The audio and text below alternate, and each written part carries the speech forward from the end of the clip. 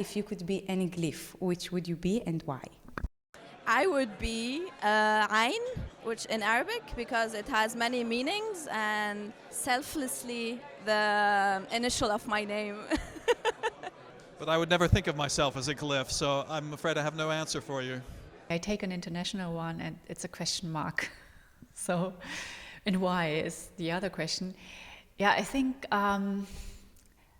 the more I read, the more I dig into things, I have the feeling that I don't know anything. So I have the feeling like I want to know more, I want to read more, I want to explore more, I want to experience more. So I think the question mark is showing me quite correctly.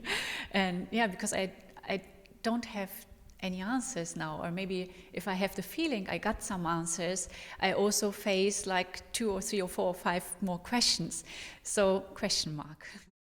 You told me that after you got rid of many books, you still owe around 2,000 books. And you see so many images for your research and for your books that you wrote. And my question to you is how do you sort this? How do you keep them and know where everything is? This is a really, really difficult question because I don't have like a library system, and it's just somehow like my way of categorizing or classifying books. So I need to say I have like a mobile shelf and I have a static shelf. So the static shelf is mainly like trying to divide the different books in subject-oriented criteria. Like for example, I have books related to typeface design for Japanese, for Latin letters, and so on. So I keep them all together, or information graphics and so on.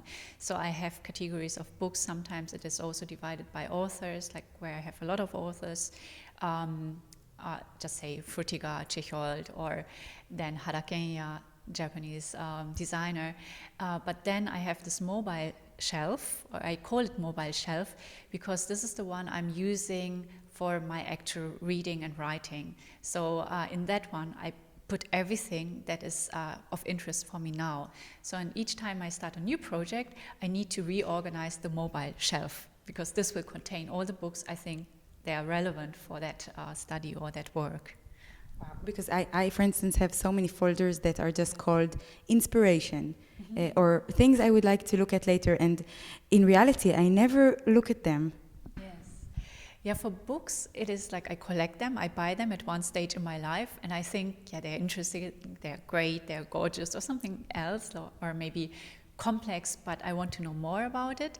And some of the books will wait for me like 10 years. And then reading a reference list, I suddenly notice, oh, I have this book. And yeah, moving is a difficult thing, because then I need to, again, memorize where they sit, where they are.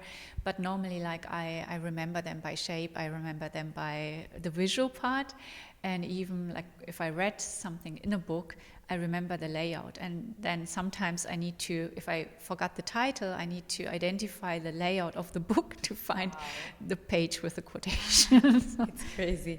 And I think that everyone can relate to what I'm asking next, is that we usually, you just saw something really nice there, and or something you had a thought about, you took a photo of it with your phone, and then do you put these photos anywhere? Because again, I take photos of many things that I find interesting, and then nothing happens. Yeah, some of them I'm putting on Instagram, for example. Like I have this Always Know series, or like other things, like maybe, what was the one? Treasure.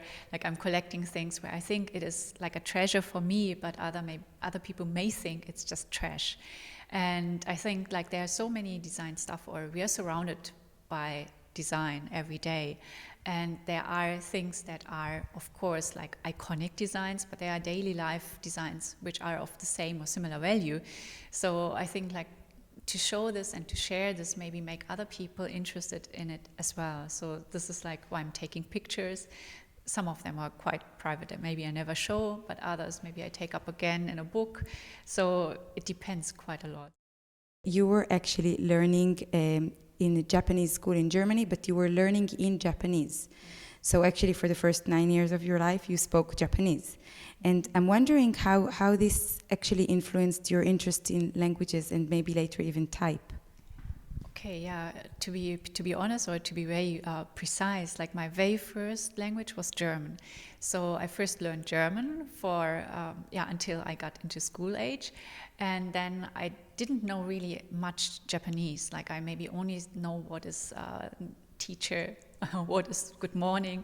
So sensei and ohayo gozaimasu were the only thing I knew when I entered school, and I was surrounded by people who can only speak Japanese. Like this was the first jump into like cold water, I would say, and then I needed to learn how to understand the language. And there's like one point I think when you start learning language. I would say like first it is like a dark fluid, or it's like something like a wall. You don't see anything. And then there's this point like where language becomes translucent. So suddenly it's lighting up and you can see the language. Suddenly you can identify things.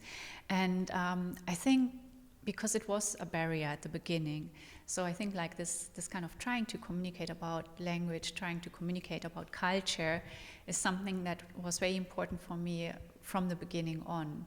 Like at the Japanese school, I was the German. At the German school, I was the Japanese. So it is like always being the other part. And so I think like I needed to do a lot of like translation for others, like to explain what is actually Japanese, or what is from the Japanese culture, what is from the German culture. And it's quite embedded in my whole identity, I think. And so therefore, I think this it became my topic. And first, like when I was a university student, I started to explain it all, or rather on a visual base, and then phenomenologically, like saying what are table manners in Japan, making pictograms for that, or what is Christmas celebration in Japan, what is Japanese traditional paper craft. And but at one point I thought like my major media in designing is typography, and my media of teaching was also typography.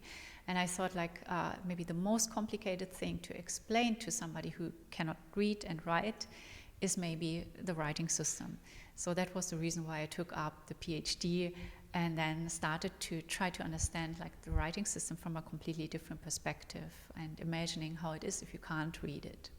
And then also making it an exhibition. Normally you don't make an exhibition about writing systems. So maybe you see it at a museum, but it's not a topic you exhibit. So I thought like, how can I use the visuals, like the graphics of a writing system, and explain it to an interested audience, but who's not a professional one. So interested laymen were my audience in a way. So not typographers.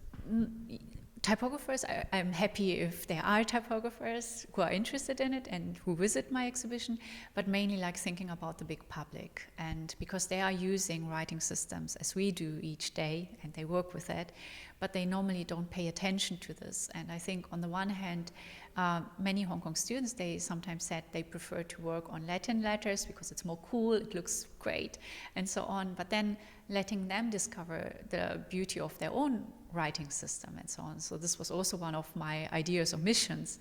And I think it's interesting, like if you put it into an exhibition, you need to use the visuals in a completely different way, because you don't have alongside a long text that explain everything. And you need to get people's attention. It needs to look like it's easy, but you should not break it down too much so that you are not making fun of it. So it is a balancing act. From your talk, what would you like the ATypI attendees to take home with them? Curiosity. So again, the question mark and curiosity, I would say, like looking into more things, exploring more things, and just seeing like what other people are doing, what other people are writing, for example. And I think like for me, reading is an eye-opener. Like I have many times like very, moments of bliss, like while reading, when I find out something new. And I think that's important. And to be able to get something new, you need to be curious.